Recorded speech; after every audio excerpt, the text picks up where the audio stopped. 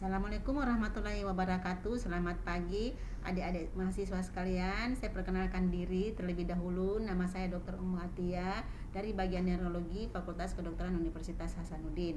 Baiklah, saya akan membawakan kuliah saya pada pagi hari ini. Mudah-mudahan adik-adik sekalian dapat menerima mata kuliah saya yang akan saya bawakan dengan baik. Ya, kita mulai saja ya, Dek ya. Judul yang akan saya bawakan pada pagi hari ini mengenai kejang demam. Barangkali adik-adik sudah sering melihat pasien-pasien atau anak-anak yang di sekitar kita ini mengalami hal yang serupa yang dikatakan adalah kejang demam. Oke, kita masuk ke pendahuluan terlebih dahulu ya. Apa yang dikatakan kejang demam itu?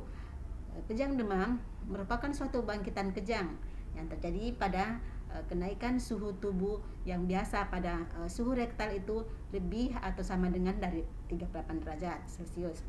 Nah, itu yang dikatakan suatu kejang demam. Kejang demam ini tidak disebabkan oleh ada proses yang dikatakan proses intrakraneal ya, Dek ya. Kemudian terjadi pada anak-anak yang berusia 6 bulan hingga 5 tahun. Jadi kalau di bawah daripada 6 bulan itu kita tidak bisa katakan kejang demam, atau di atas daripada usia 5 tahun. Kemudian epidemiologi pada kejang demam ini di mana sekitar 3% sampai 4% pada anak yang berkulit putih. Jadi yang mengalami kejang demam sebanyak 3% itu pada anak-anak yang berkulit putih. Kemudian di Amerika Serikat 2% sampai 5% dari anak-anak usia 6 bulan dan 5 tahun mengalami kejang demam, dan sedang pada Eropa Barat itu insiden puncak antara 12 dan 18 bulan usianya. Pada Asia 5%, 10% pada anak-anak dan di India 6% sampai 9% pada anak di Asia, terutama di India. Sedangkan yang di Jepang itu 6 sampai 9%. Jadi kita lihat sendiri bagaimana di epidemiologi ini di daerah Asia ini yang tertinggi mengalami kejang demam. Nah, untuk studi epidemiologi terbaru yang besar di Indonesia terkait kejang demam, kita lihat survei di 2008 ini menunjukkan kejadian kejang demam di Indonesia mencapai 2 sampai 4%. Kemudian data yang kita dapatkan di Rumah Sakit Umum Bangil pada tahun 2007 terdapat 47 anak kejang demam. Jadi begitu tinggi ya di tahun 2007. Kemudian di RSUP Dr. Karyadi Semarang 2010 sampai 2012 ini terdapat 35 kejadian kejang demam. Jadi cukup lumayan banyak ya. Kemudian Rumah Sakit Harapan Kita di Jakarta itu tahun 2008 sampai 2010 juga mengalami kejang demam, itu ada 86 anak ya. Kemudian Sarjito Yogyakarta, jadi ini ada beberapa rumah sakit yang memperlihatkan jumlah kejang demam pada pasien-pasien di rumah sakit masing-masing. Klasifikasi. Nah, jadi kejang demam ini kita klasifikasikan ada 2, kejang demam yang sederhana dan kejang demam yang kompleks. Jadi dikatakan simple febrile seizure untuk sederhana dan kompleks febrile seizure ya untuk yang kompleks. Patofisiologi terjadinya kejang demam ya dimulai dengan adanya infeksi, kemudian terjadi peningkatan suhu tubuh termasuk di otak sendiri ya. Kemudian terjadi menghasilkan sitokin ya, sitokin salah satunya interleukin 1 beta. Kemudian dengan hal dan juga ada mengubah fungsi saraf termasuk saluran ion. Kemudian daripada peningkatan sitokin ini ya, menghasilkan sitokin ini dia akan meningkatkan rangsangan saraf terutama glutamatergic dan menghambat GABAergic ya. Sedangkan untuk mengubah fungsi dari termasuk saluran ion ini terjadi peningkatan letupan aktivitas neuron sehingga ini ambang demam dan kejang rendah menyebabkan timbulnya kejangnya. Itu salah satu patofisiologi. Nah, faktor risiko apa saja yang menimbulkan kejang demam? Salah satunya suhu tubuh, ya. Yang paling sering ini utamanya dari suhu tubuh pada pasien tersebut akan menimbulkan kejang demam. Ini yang paling utamanya, yang pertama-tama kita dapatkan. Kemudian usia, yang tadi sudah dikatakan usia 6 bulan sampai 5 tahun itu yang bisa dikategorikan sebagai kejang demam. Kemudian pada anak-anak yang berat badan lahir rendah, itu adalah salah satu faktor risiko terjadinya kejang demam. Kemudian riwayat kejang demam dalam keluarga. Jadi kita perlu pertanyakan bagaimana dalam keluarga tersebut apakah ada yang mengalami kejang demam, ya, dan kemudian jenis kelamin. Jadi itu adalah faktor risiko untuk salah satu terjadinya kejang demam. Gejala-gejala atau manifestasi klinis pada saat mengalami kejang demam, di mana kita akan lihat, ya, biasanya tubuh akan gemetar dan kehilangan kesadaran. Di mana suhu tubuh itu sudah dikatakan tadi adalah 38 derajat sama atau lebih, ya. Jadi cukup tinggi untuk bisa menyebabkan kejang demam, ya. Kemudian kejang demam ini berlangsung singkat, di mana serangan kejang klonik atau tonik klonik bilateral. Jadi kita bisa lihat model dia punya kejang atau bangkitannya, ya. Ini yang dikatakan klonik, ini tonik klonik bilateral. Jadi dua, ya. Jadi kita katakan tonik klonik dan tonik klonik bilateral. Kemudian seringkali kejang berhenti dengan sendirinya, ya. Yang kita takutkan kalau dia waktu yang kejang itu cukup lama, itu yang yang bisa menyebabkan nanti berlanjut, ya. Kemudian setelah kejang berhenti, anak tidak memberi reaksi apapun untuk sejenak. Jadi itu adalah ciri khas daripada manifestasi klinis kejang demam. Kemudian setelah beberapa detik atau menit, anak terbangun dan sadar kembali tanpa defisit neurologis. Jadi ciri khas juga lagi daripada kejang demam itu tidak disertai dengan adanya gejala-gejala neurologis. Kita masuk ke pemeriksaan penunjang. Pemeriksaan penunjang dilakukan untuk menentukan sumber penyebab demam. Jadi bukan untuk menentukan kejang demam yang terjadi, ya. Bisa kita untuk menyingkirkan juga hal-hal yang lain yang bisa kita dapatkan sehingga bisa memicu terjadinya kejang demam. Jadi bisa kita lakukan pemeriksaan laboratorium, ya, pemeriksaan darah rutin kadang, atau hal-hal yang diperlukan, apakah itu suatu kimia darah, ya. Nah, ini yang kedua, pemeriksaan penunjang lainnya itu fungsi lumbal. Ini adalah salah satu kita mengetahui yang terpenting, ya, mengetahui apakah kejang dari hasil fungsi lumbal ini apakah tidak hasil dari fungsi lumbal ini adalah manifestasi dari kejang demam tersebut atau bukan dari hasil dari fungsi lumbal ini yang menyebabkan kejang demam. Dan kemudian EEG. Nah, EEG ini kalau memang bukan dari kejang demam, ya, dari gambaran EEG-nya itu nanti akan terlihat, atau kita katakan elektroencephalografi atau EEG. Dan pencitraan atau CT scan kepala yang biasa kita lakukan, ini kita menyingkirkan juga hal-hal yang bisa menyebabkan terjadinya kejang, ya, pada anak tersebut. Nah, kita masuk ke kriteria diagnosis. Yang pertama, kita harus upayakan sebaik-baiknya menganamnesis. Jadi kita kembangkan anamnesis tersebut, jangan cuman terpaku pada saat kita menganamnesis itu aja, tapi kita melebarkan anamnesis tersebut supaya lebih lebih fokus daripada diagnosis kita nantinya. Jadi anamnesis apa saja yang kita pertanyakan? Salah satunya, ya, ini dari beberapa pertanyaan. Lebih dari ini pun juga dari 8 ini bisa kita kembangkan lagi, ya. Nah, suhu tubuh yang meningkat.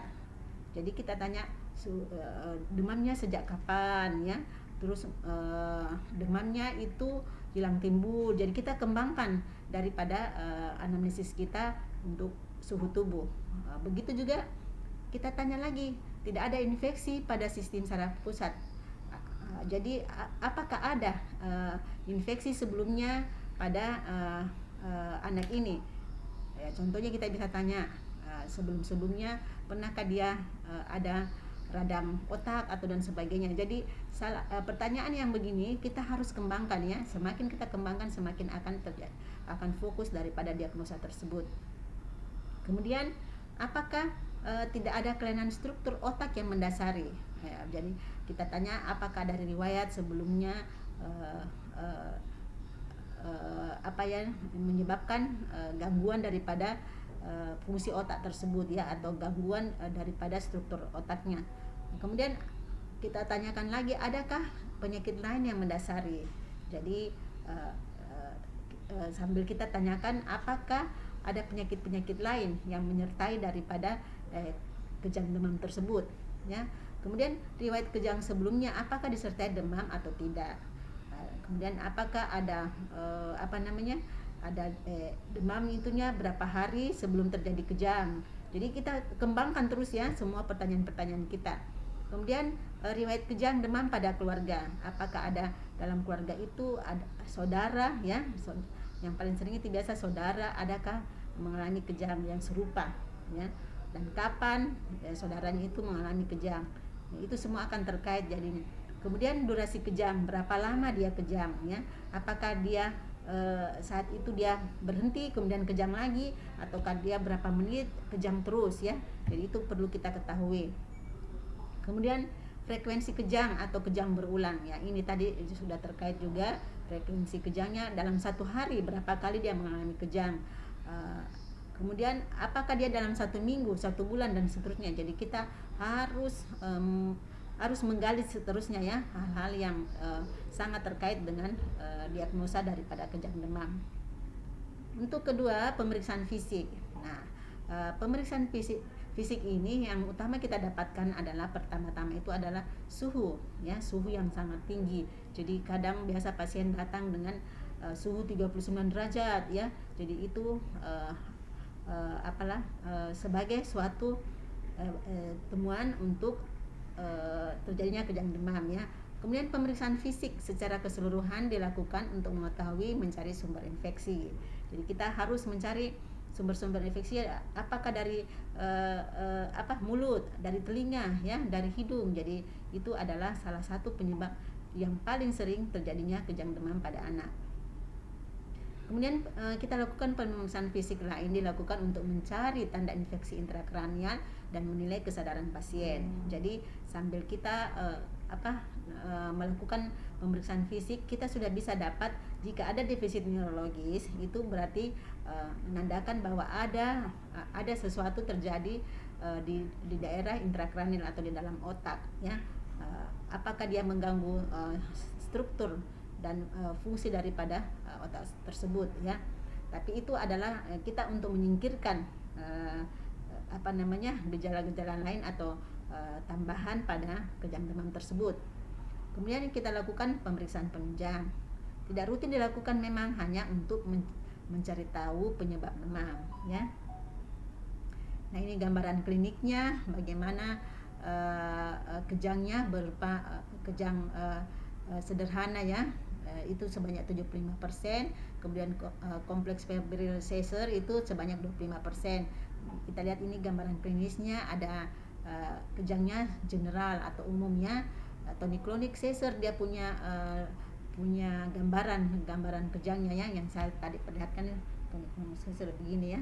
Kemudian simetris, jadi bilateral biasanya dia simetris. Kemudian tidak ada gangguan neurologi. Jadi defisit neurologis itu biasa tidak ditemukan. Untuk kompleks febrile seizure itu dia vokal ya. Kemudian dia sisi badan ya, salah satu sisi badan. Kemudian ada gambaran defisit neurologis ya. Jadi kita dapatkan ada gambaran defisit neurologis. Kemudian durasinya atau frekuensinya itu kurang dari 15 menit untuk simple febrile seizure ya. Kemudian biasanya maksimumnya ya kejangnya itu sampai 24 jam. Jadi sedangkan untuk kompleks febrile seizure itu lebih dari 15 menit. Jadi cukup lama ya dia. Agak panjang lah dia punya kejang demam. Kemudian kejang demamnya itu lebih dari 1 kali kejang dalam 24 jam atau dalam 1 hari. Jadi dia frekuensinya berulang-ulang. Itu biasa pada kompleks febrile seizure. Kemudian umur pada simple febrile seizure itu 6 bulan sampai 5 tahun. Sedangkan kompleks itu umumnya rata-rata itu 6 bulan sampai 5 tahun juga ya. Itu biasanya ya tidak jauh beda lah. Terus kemudian post iktan, maksudnya setelah bangkitan itu dia kelihatan normal kembali untuk untuk kejang demam ini ya, yang tadi kita sudah sampaikan itu. Jadi nampak gambaran seperti biasa saja pada saat setelah terjadinya kejang. Nah, ini yang biasa kita dengar kriteria Livingstone ya untuk menunjukkan kejang demam tersebut. Di mana umur anak ketika kejang demam itu tadi kita sudah katakan 6 bulan sampai 4 tahun. Ada yang mengatakan sampai 5 tahun. Kemudian kejang berlangsung sebentar, tidak lebih dari 15 menit ya. Yang tadi simple febrile seizure itu tidak lebih dari 15 menit. Kemudian kejangnya bersifat umum, jadi tonic-clonic seizure ya. Yang saya tadi sudah gambarkan. Kemudian kejang timbul dalam 16 jam pertama setelah timbulnya demam. Jadi setelah demam itu akan muncul kejangnya ya. Jadi hati-hati kalau anak-anak yang sudah ada demam, kita waspadai kalau pernah dia kejang demam. Nah, kita akan siapkan biasanya ya, orang tua itu akan menyiapkan obat anti kejangnya ya. Kemudian pemeriksaan saraf sebelum dan sesudah kejang normal. Jadi bagusnya kita memeriksakan ke dokter untuk mengetahui apakah tidak ada hal-hal lain di luar daripada kejang demam tersebut. Kemudian pemeriksaan EEG yang dibuat sedikitnya 1 minggu setelah suhu normal tidak menunjukkan kelainan ya. Jadi normal nanti hasil EEG-nya. Frekuensi bangkitan kejang dalam 1 tahun tidak lebih dari 4 kali. Jadi hati-hati ibu-ibu. Jadi biasanya pada ibu-ibu itu taunya kapan-kapan ini kalau sudah mulai agak sedikit demam, dia sudah berhati-hati, takutnya akan muncul kejang pada anaknya itu ya. Nah, tata laksana bagaimana tata laksana pada kejang demam kita bisa lihat dengan farmakoterapi ya. Pada saat demam kita biasa menyiapkan obat anti demam yang biasa tersedia di mana-mana ya. Biasa orang tua itu sudah siapkan dengan parastamolnya. Dosisnya ini kita berikan 4 kali sehari ya. Kemudian tidak ada parastamol, bisa ibuprofen dengan dosis sekian 3 kali 4 sehari. Kemudian biasa kalau dia sempat ya, dia spam oral kalau pada saat ini ya sekian, tapi biasa kita siapkan pada orang tua itu kita sudah minta untuk siapkan dia obat anti kejangnya itu suppositoria ya, yang dimasukkan di dalam di daerah ini nih, bagian belakangnya tuh. Pada saat kejang, orang tua di rumah dapat memberi diazepam rektal yang tadinya suppositoria ini. Kemudian pemberian diazepam berdasarkan berat badan. Diazepam yang rektal 5 mili dan diazepam rektal 10 mili. Kemudian usianya itu usia kurang dari 3 tahun dapat diberikan diazepam rektal yang 5 mili. Kalau usia lebih dari 3 tahun diberikan diazepam rektal yang 7,5 mili ya.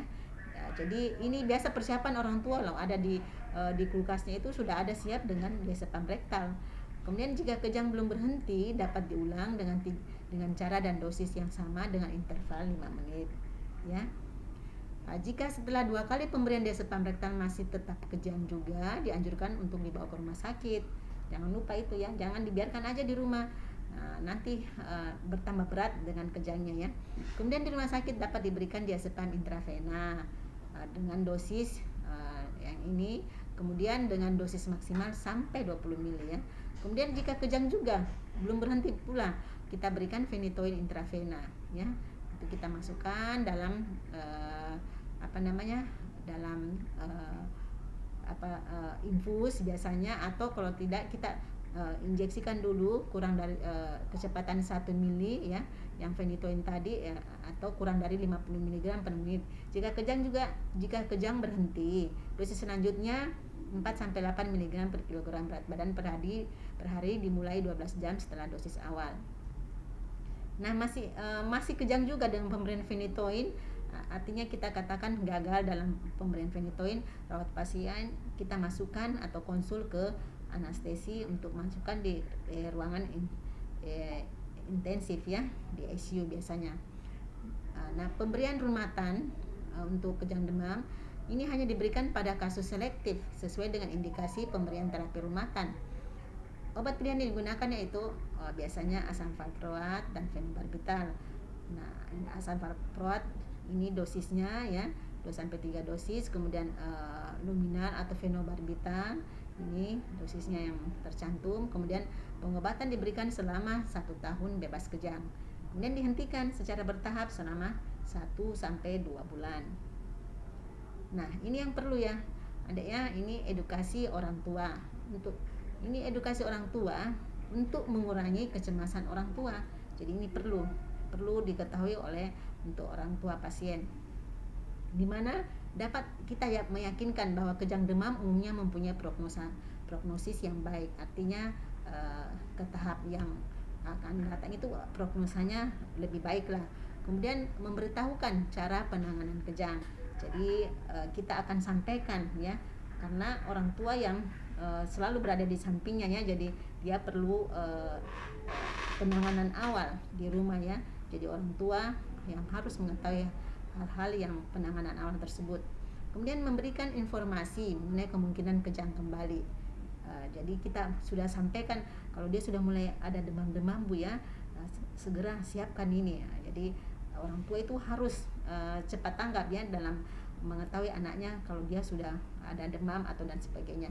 Kemudian pemberian obat untuk mencegah rekurensi memang efektif, tapi harus diingat adanya efek samping obat tersebut.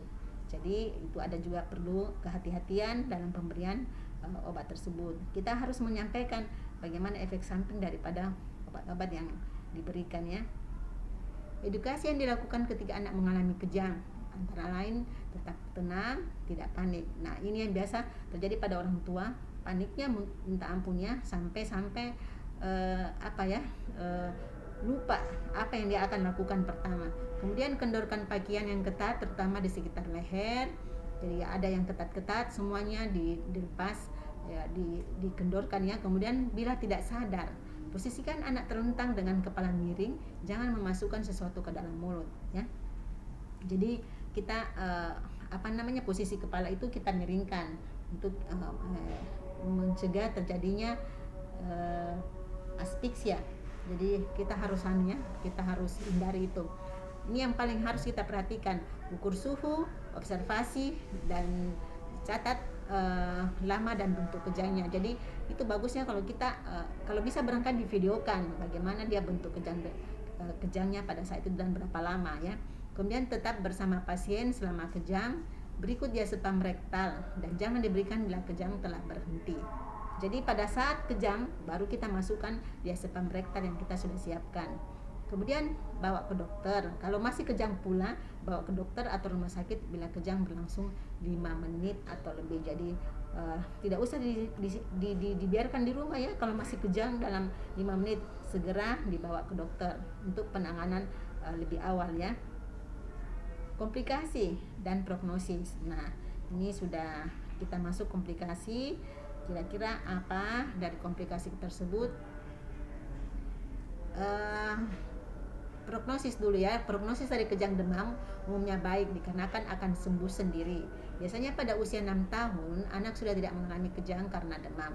Ya, jadi dia ada memang batasan umur. Kalau lebih dari sekian dari umur 6 tahun itu biasanya kalau tidak berlanjut kejangnya itu berarti memang kita sudah bisa katakan itu adalah suatu kejang demam.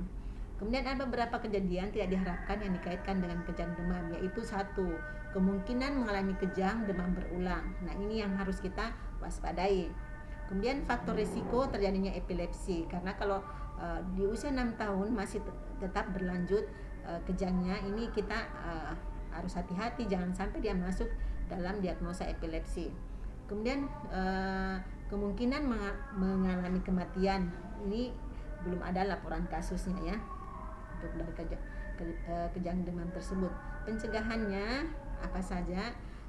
Ya, ini yang kita perlu siapkan, pemberian antipiretik atau obat demam ya, seperti paracetamol, ibuprofen pada saat anak demam. Jadi ini yang kita harus segerakan jika anak kita yang sudah terbiasa kejang demam, siapkan dengan obat-obat tersebut. Pemberian antikonvulsan seperti diazepam oral untuk mencegah terjadinya rekurensi dari kejang demam. Kemudian vaksinasi direkomendasikan untuk mengurangi risiko penyakit infeksi. Tapi ini masih jarang ya kita karena tapi penyebab utama yang harus kita tahu memang apakah infeksi ada pada daerah tenggorokan, pada telinga dan sebagainya ya. Kesimpulan yang bisa kita ambil, kejang demam adalah bangkitan kejang yang terjadi pada kenaikan suhu tubuh, suhu rektal di atas 38 derajat yang tidak disebabkan oleh proses intrakranial. Biasanya pada anak usia 6 bulan hingga 5 tahun ya. Pemeriksaan penunjang tidak umum dilakukan. Pengobatan berupa pemberian antipiretik dan antikonvulsan. Prognosis kejang dengan demam umumnya baik. Perlunya edukasi untuk orang tua agar mengurangi kecemasan terhadap kejang demam. Hal-hal ini yang perlu kita ketahui ya. Demikian adik-adik sekalian, presentasi atau bahan kuliah saya yang saya sampaikan pada pagi hari ini. Mudah-mudahan adik-adik sekalian bisa menerima dengan cepat dan baik mata kuliah yang saya bawakan pada siang hari ini. Demikian, terima kasih. Assalamualaikum warahmatullahi wabarakatuh.